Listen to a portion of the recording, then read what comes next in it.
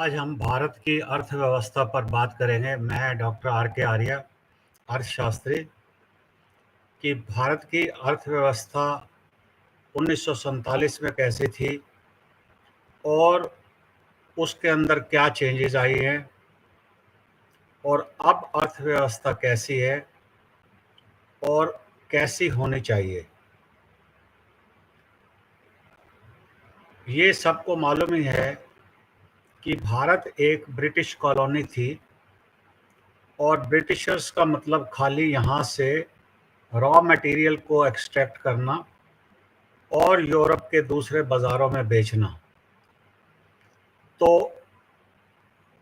इसके लिए जितना इंफ्रास्ट्रक्चर की रिक्वायरमेंट थी, रेल नेटवर्क, ट्रांसपोर्ट, वाटरवेज, उतना ही डेवलप किया गया।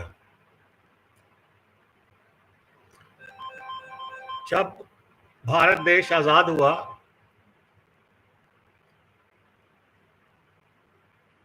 तो अब इन्वेस्टमेंट की सबसे बड़ी प्रॉब्लम थी कि एकदम से प्राइवेट सेक्टर इन्वेस्ट नहीं कर सकता, क्योंकि इंफ्रास्ट्रक्चर होना बहुत ज़रूरी है। इसके साथ फाइनेंशियल इंस्टीट्यूशंस का भी होना ज़रूरी है। तो प्राइवेट सेक्टर इमीडिएटली इन्वेस्टमेंट नहीं कर सकता था। तो प्राइवेट सेक्टर जो पहले का था, 1947 से पहले का, जैसे कि टेक्सटाइल की मिल हो गई, जूट के कारखाने हो गए और लोको शेड हो गए, जो वैगन बनाने वाली इंडस्ट्रीज थी वो हो गई,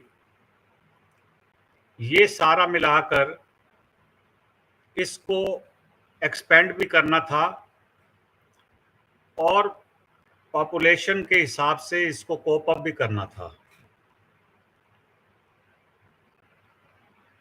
तो भारत सरकार ने रशियन मॉडल को लिया, यूएसएसआर मॉडल को लिया, जिसमें पब्लिक सेक्टर इन्वेस्टमेंट की ही जिम्मेवारी थी कि वो सभी ज़रूरतों को पूरा करे।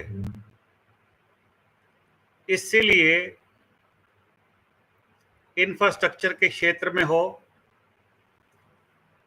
या कंजम्पशन के क्षेत्र में हो, मैक्सिमम पब्लिक सेक्टर कंपनीज बनाई गई।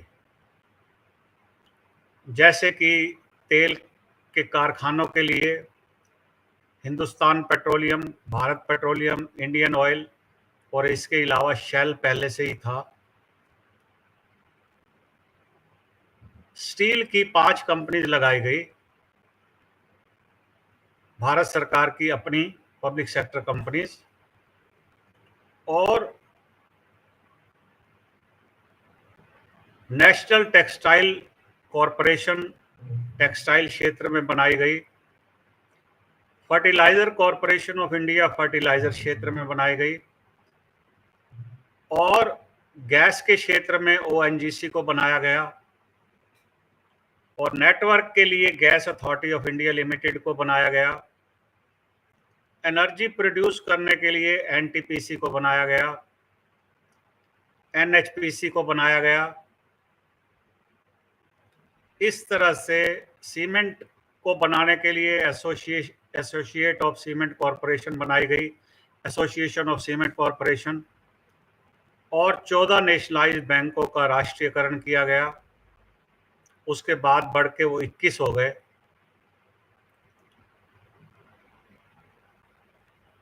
और एग्रीकल्चर को भी गवर्नमेंट के कंट्रोल में रखा गया मार्केटिंग के लिए। कोई भी सेक्टर देख लेंगे तो उसमें पब्लिक सेक्टर का रोल आएगा ही। जब पब्लिक सेक्टर फंक्शन करने लगे, बढ़ते रहे और फंक्शन करते रहे, इसके साथ साथ पॉपुलेशन से डिमांड भी बढ़ती रही, पर बीच में एक ऐसा समय आया जब कुछ कुछ पब्लिक सेक्टर बंद होने पर आ गए, या तो उनके अंदर मॉडर्न टेक्नोलॉजी नहीं लाई गई, उनके प्रोडक्ट्स उतने पॉपुलर नहीं हुए, या फिर उनकी रिक्वायरमेंट कम थी और ज़्यादा सप्लाई थी, तो कुछ पब्लिक सेक्टर बंद होने लगे और कुछ पब्लिक सेक्टर सिक हो गए। अब गवर्नमेंट के पास सिर्फ पैसा आता है इन्वेस्टमेंट के लिए टैक्सेस से। टैक्स रेट उस समय बहुत हाई रखे हुए थे ताकि प्रॉपर इन्वेस्टमेंट हो सके, पर जो पब्लिक सेक्टर की रिप्लेसमेंट थी उसमें क्योंकि काफ़ी इन्वेस्टमेंट चाहिए होती है, जहां पर इनोवेशन हो सकती है उसको किया गया, परंतु जहां पर वो सिक हो जाती है उसको बाद में या तो पहले बंद होने दिया या फिर 90 के बाद में उनके कुछ शेयर्स को बेचा गया। इस तरह से बाल्को को बेचा गया, भारत एल्युमिनियम कंपनी को बेचा गया, और हिंदुस्तान जिंक लिमिटेड के शेयर्स को भी कम किया गया। और जैसे जैसे लगा कि इसमें प्राइवेट पार्टिसिपेशन करना चाहिए, वो भी किया गया। इसके साथ गवर्नमेंट ने, आरबीआई ने 8 प्राइवेट बैंकों को भी परमिशन दी कि फाइनेंशियल सेक्टर के अंदर जो ज़रूरतें होंगी फाइनेंस की, सारे बैंक मिलकर और प्राइवेट सेक्टर के बैंक उसको पूरा करेंगे ज़रूरतों को। पर 90 के बाद जैसे ही प्राइवेटाइजेशन हुआ तो पब्लिक सेक्टर का शेयर रिड्यूस ही होता चला गया और प्राइवेट सेक्टर आते चले गए।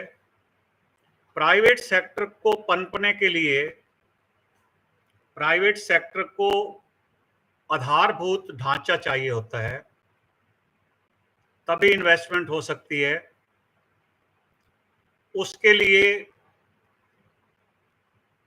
सड़कें अच्छी होनी चाहिए, वेयर हाउसिंग होना चाहिए, और जो उसको इंस्टीट्यूशंस की डिमांड होती है उस टाइम प्राइवेट सेक्टर को, जैसे कि एजुकेशनल इंस्टीट्यूशन है, टूरिज्म है, हॉस्पिटैलिटी सेक्टर है, मेडिकल इंस्टीट्यूशंस हैं, इनको भी एक्सपेंड होना था। क्योंकि जैसे जैसे कॉरपोरेट सेक्टर आएगा उनकी इन्वेस्टमेंट बढ़ेगी, लोगों की डिमांड बढ़ेगी, और तभी लोग जो है उसको ठीक तरह से अपने जीवन का निर्वाह कर सकेंगे। तो जैसे जैसे कॉरपोरेट सेक्टर आया, लोगों की आय बढ़ी, आय बढ़ने के साथ उनकी डिमांड जो थी कंज्यूमर ड्यूरेबल्स की और कंज्यूमर गुड्स की बढ़ने लगी, जिससे ट्रेड भी बढ़ने लगा और ट्रेड को भी डी लाइसेंस किया गया।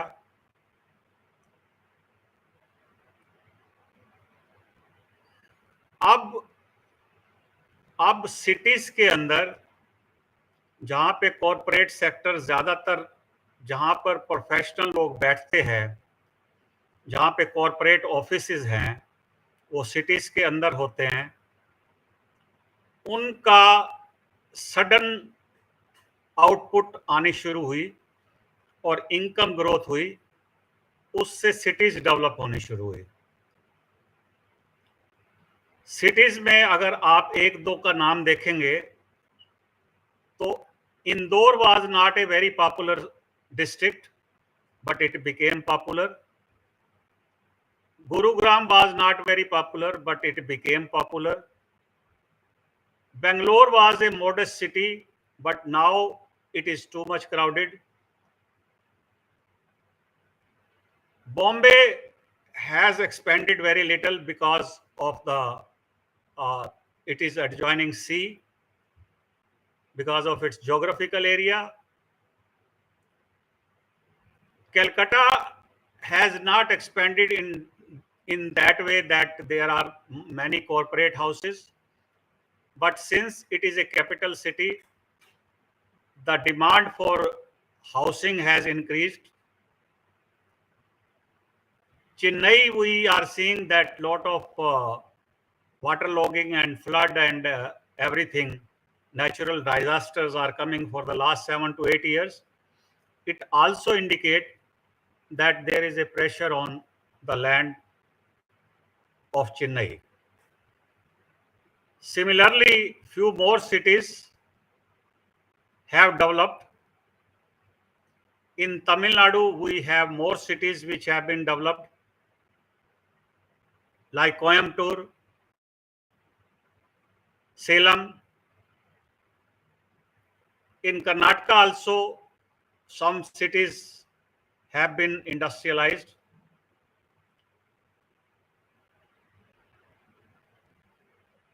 So in limited districts, in limited states, 4 or 5, the progress was astonishing because infrastructure investment by the state as well as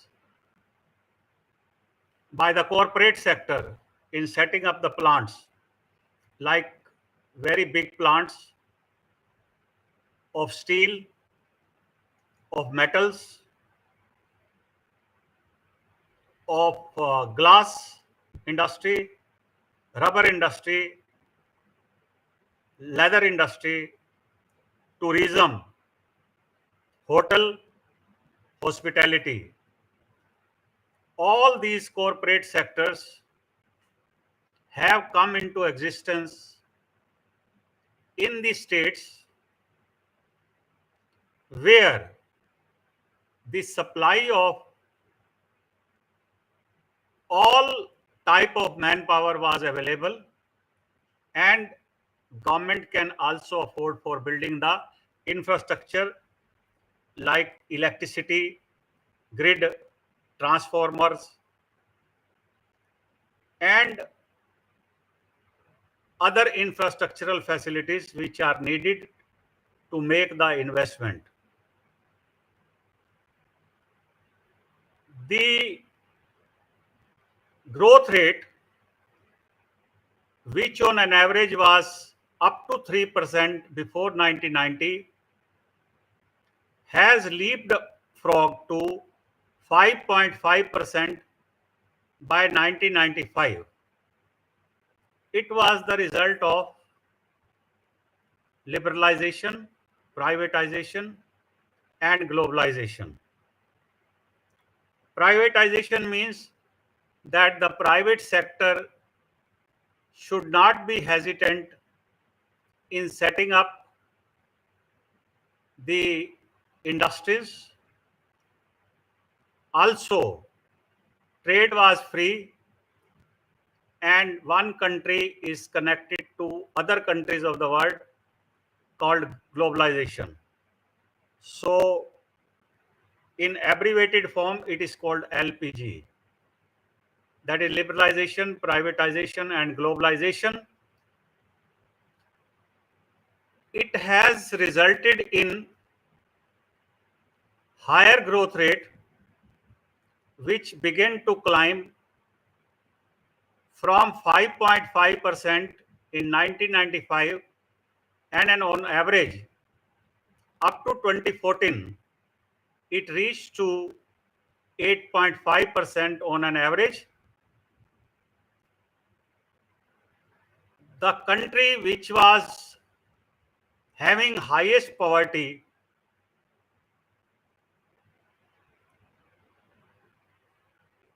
every fifth poor was living in India.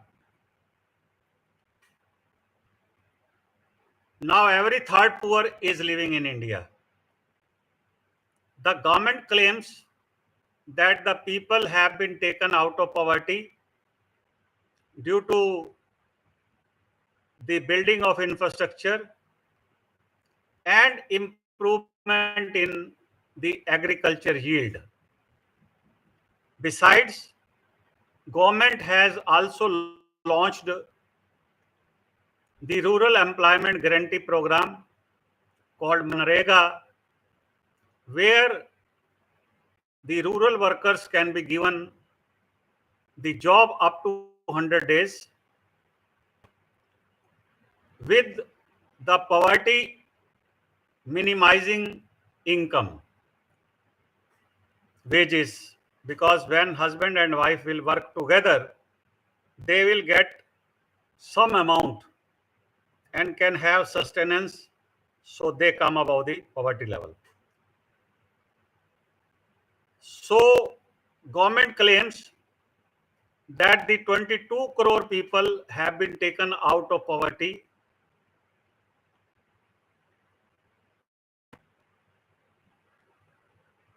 but during this time the investment rate has climbed from 16% to 38% when the Congress government in 2014 had quit the Indian politics. But after 2014, the investment rate on which the growth is dependent has been falling down, and today it stands at 30%. Because infrastructure was required to be commensurate with the expansion in the corporate sector, and demand of the corporate sector was saturated, and there was a very little scope to make the investment in rural sector, like building warehousing, cold storage,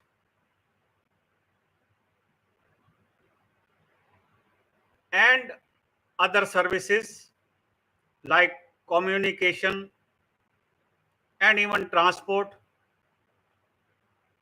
and in the modernization of agriculture, agro-based industries. This continued to remain at subnormal pace, due to which the agricultural growth rate, which is primarily not due to the productivity, but it is due to the yield, it remains 4% and maximum 4.5% when there are bumper crops, when the good monsoon is there, then the agricultural growth is 4.5%. But when we see the overall macro growth of agriculture, we are somewhat complacent. But when we see that the individual rural income, it is abysmally low, and we have seen that the farmers are indebted and they have difficulty in running their houses, in managing the education of the children, providing for the medical care, and so on and so forth.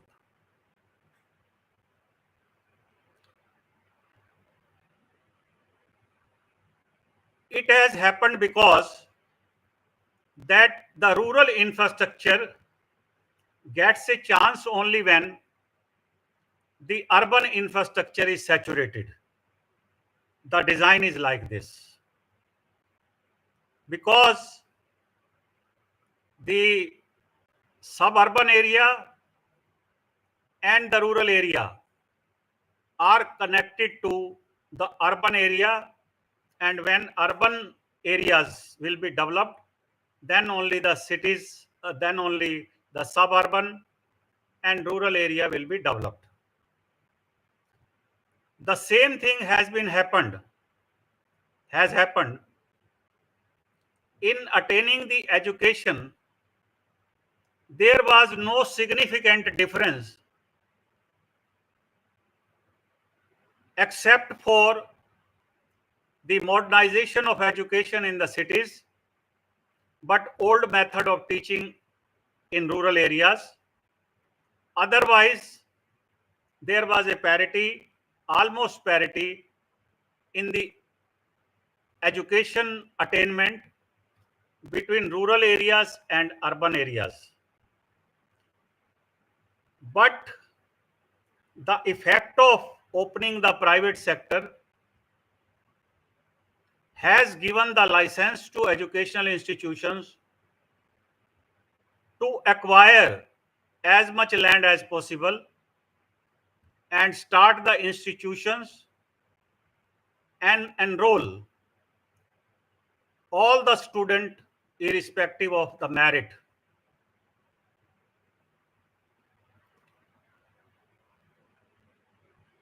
As a result of which, the spending of the states, barring few states which are exceptional, the spending on school education has fallen significantly,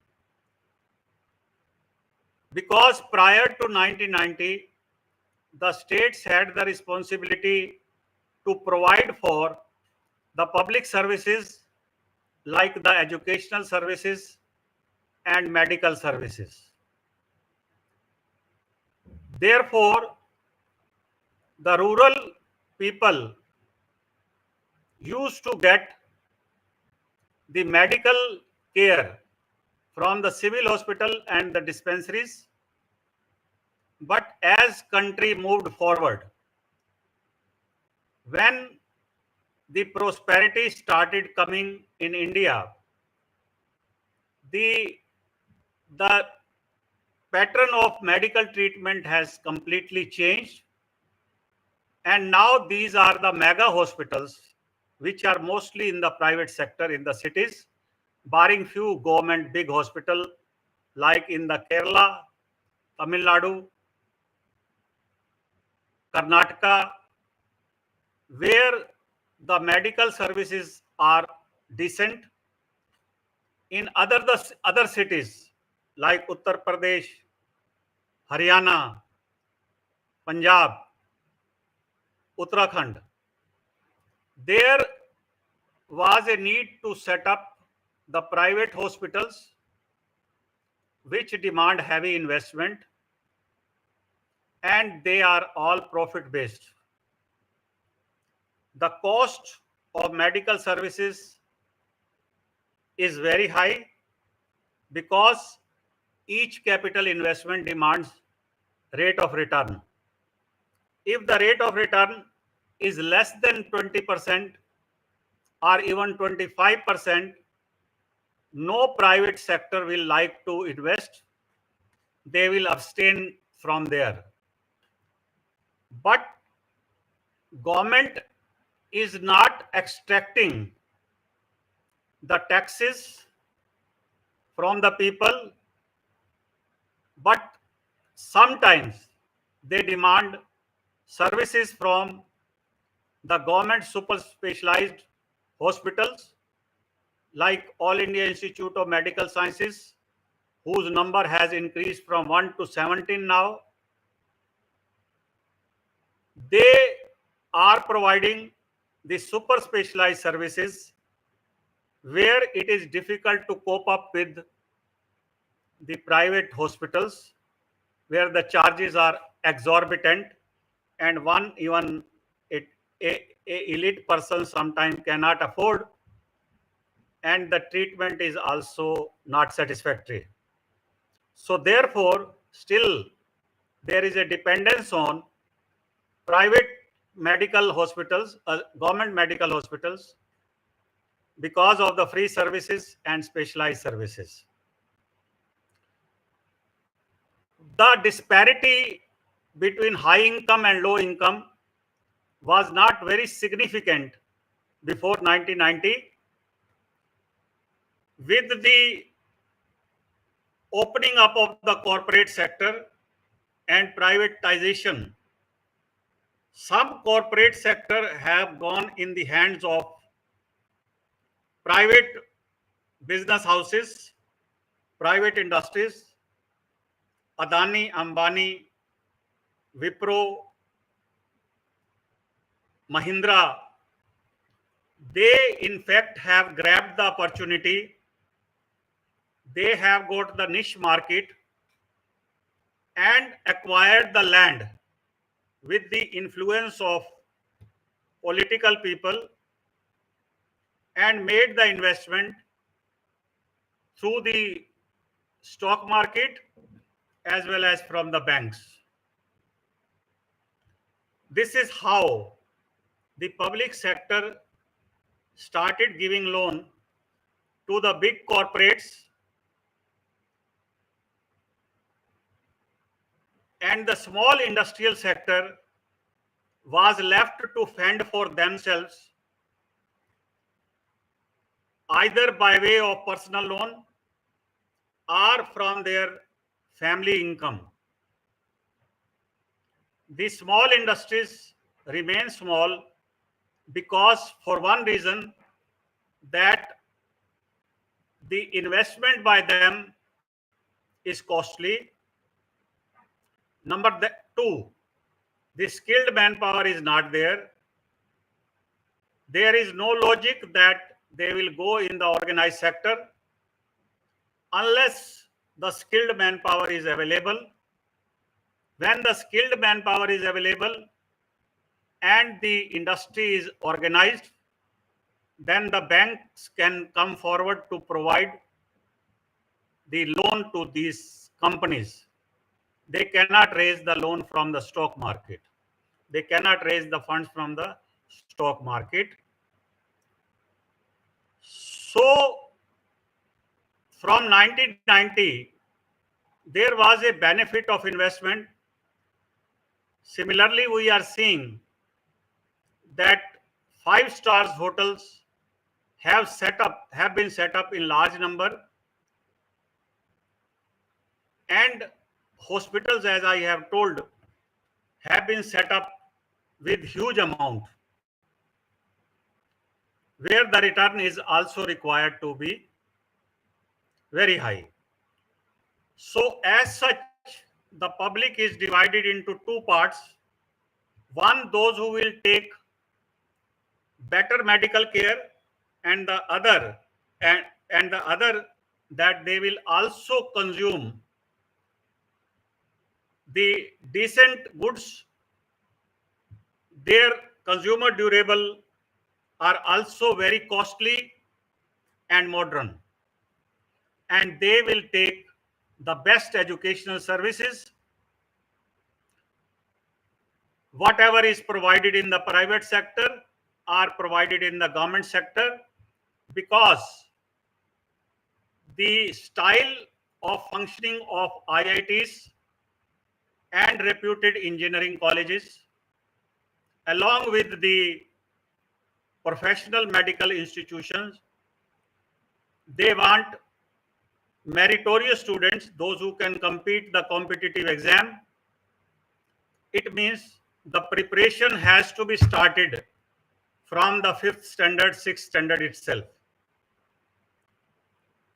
So the poor cannot afford such type of coaching, and neither they can go to the polished school where the education standard is good.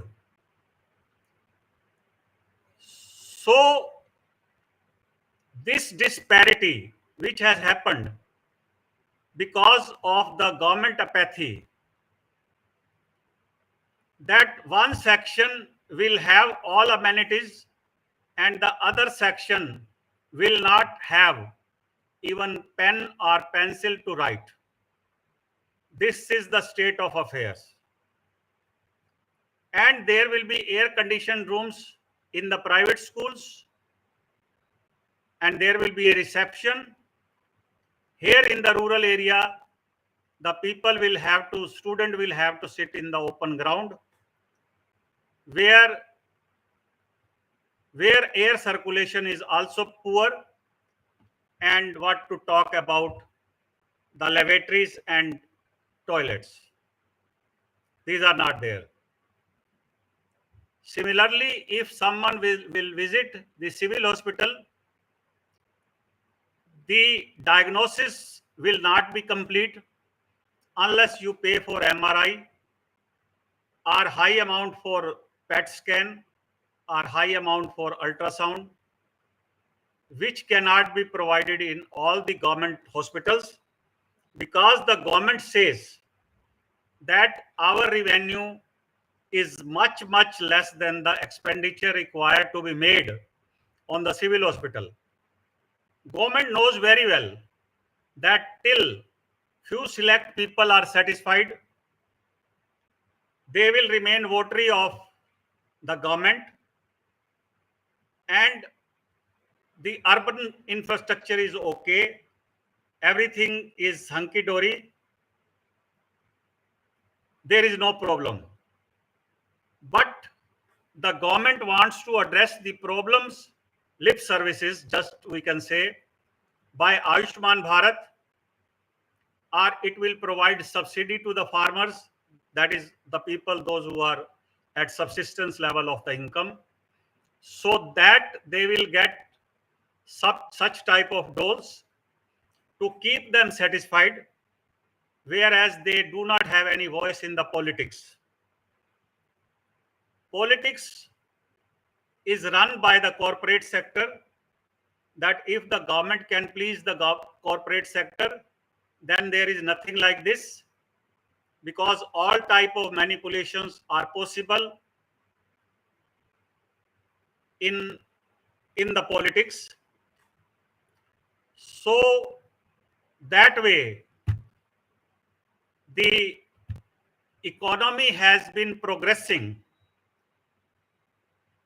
and the growth rate, as I have told, that up to 2014 it was 8.5%, but the growth rate which was expected to go still higher, that is 9 to 10%.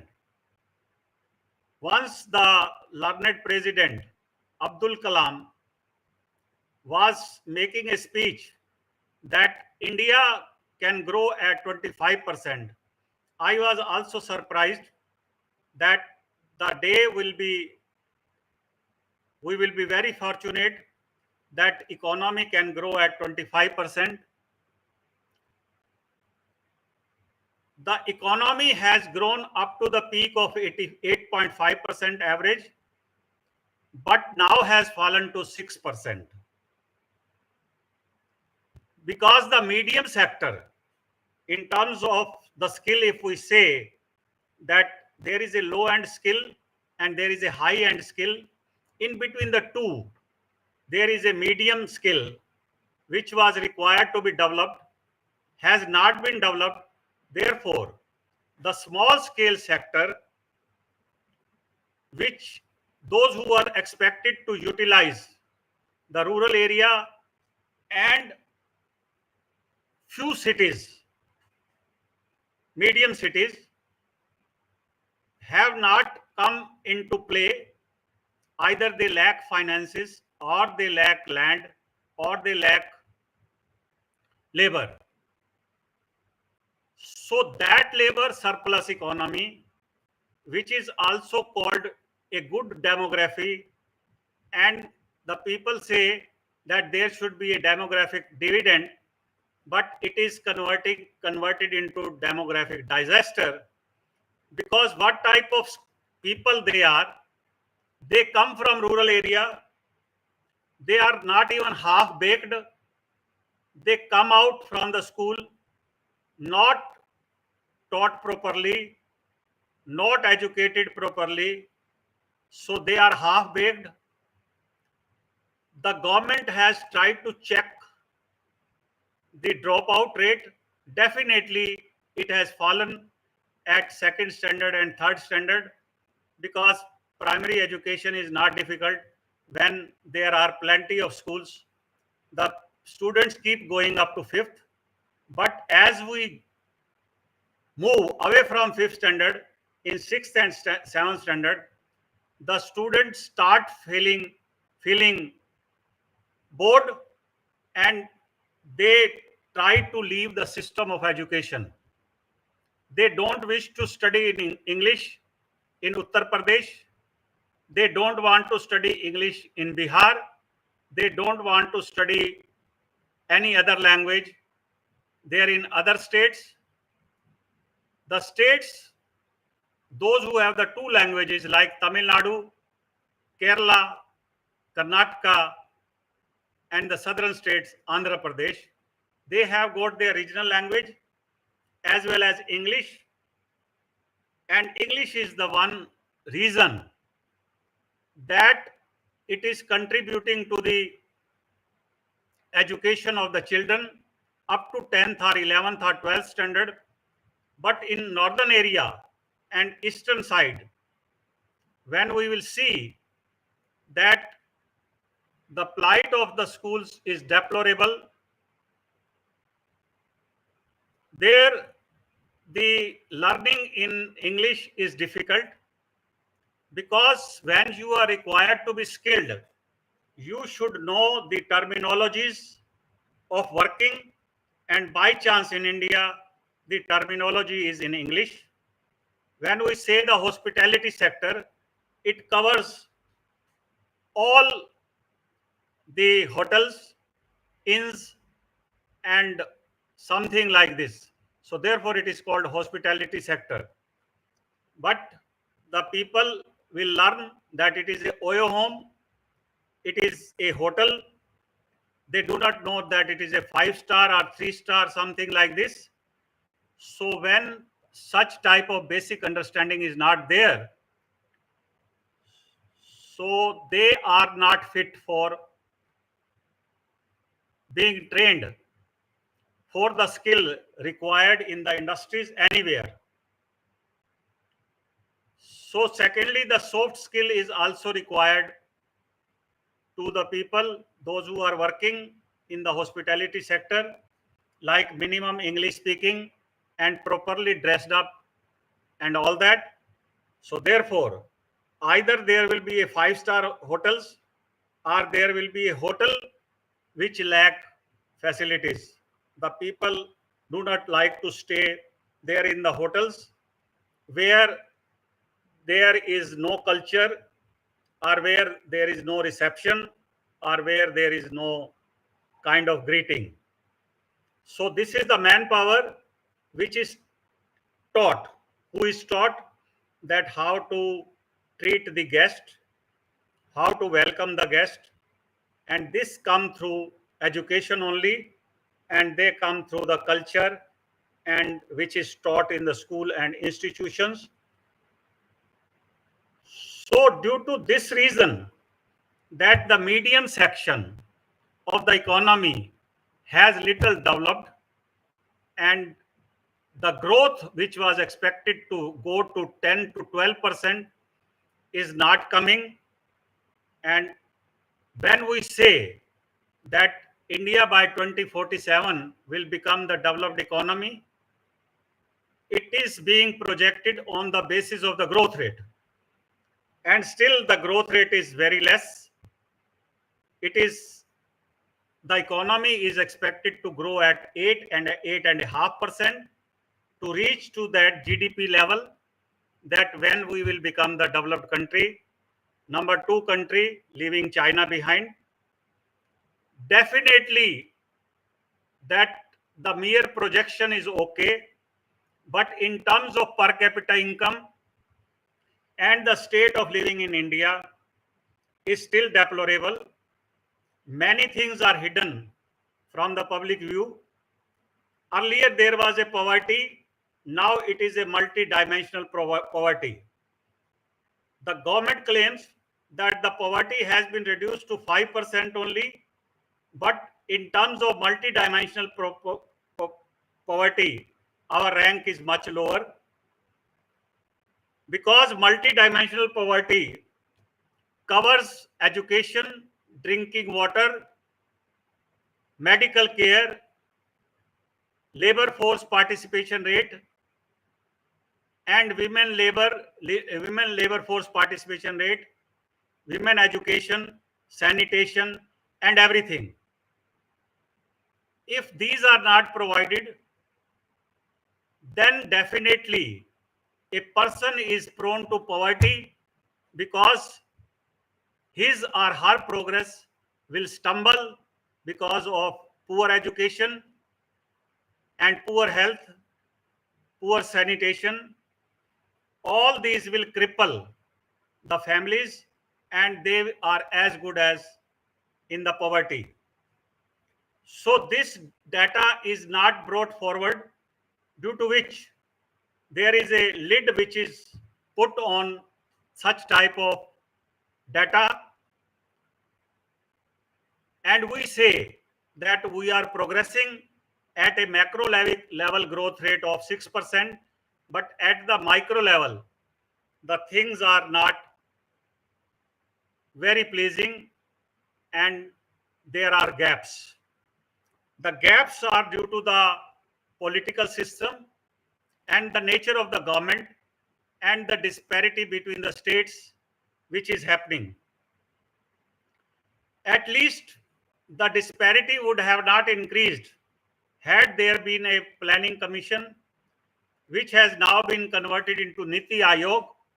Niti Aayog is working like a corporate sector, and the present government is also working like a corporate sector, that wherever there would be the demand, that the project financing will be done there, project funding will be done there, but the states will have no effort to develop themselves, because the development of education and healthcare still rest with the individual states.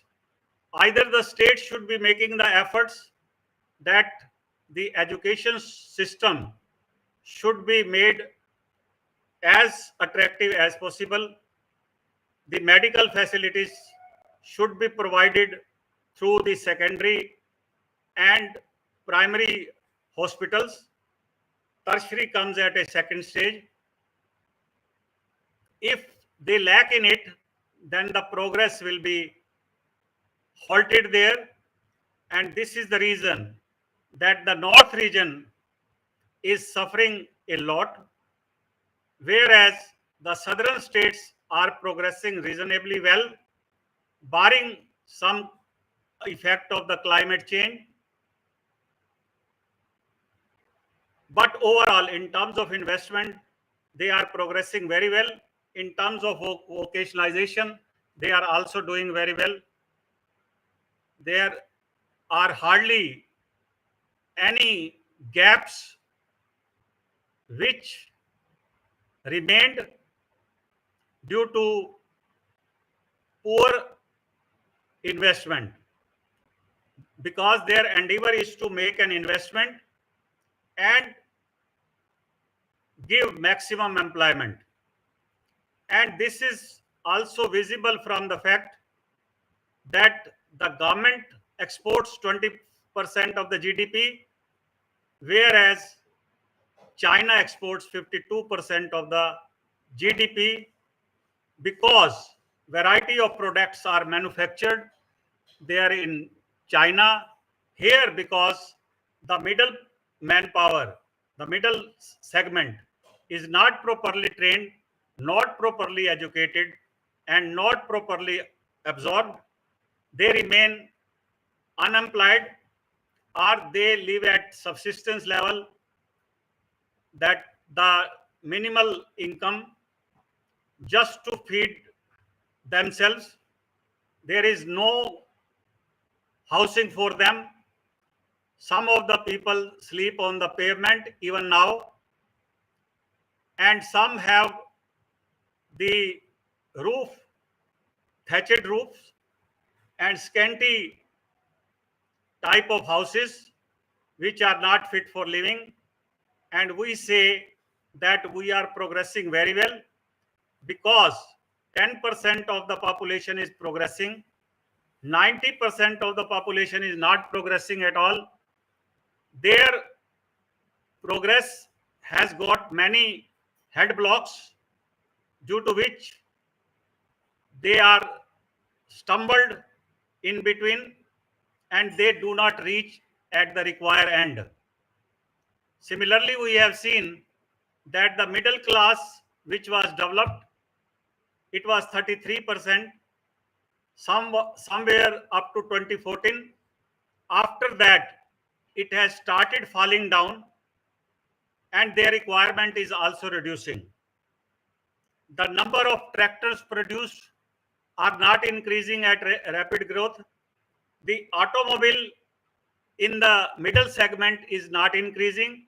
Definitely SUV are increasing because of the heavy investment made by the foreign companies here. Similarly, in housing, we will see that economically weaker section will have the house whose cost will hardly be 15 lakhs, 10 lakhs, but the polished houses, that is the elite houses, will cost 5 crores, 6 crores, 7 crores of rupees. So this is the disparity which is visible, and it will bust the economic system. If the middle section will not be grown, inequality will continue. One will be the master and other will be the servant. This relationship, like in the British government, that one will be the master and other are the servant. That you are the feudal lords, and they are your servants. So therefore, royalty will go to the feudal lords. This kind of system is prevailing, that the master is getting 6 lakhs, 7 lakhs rupee per month, but he is engaging 2 or 3 workers by paying the pittance like 10,000 rupees, 8,000, 12,000, something like this. So this disparity will continue to increase in the days to come, and it can be overcome to the some extent that if the government start paying the education sector and make it uniform as far as possible, and don't impose Hindi till there is a terminology in English, so that everyone has an equal opportunity to acquire as per their fundamental right. Thank you.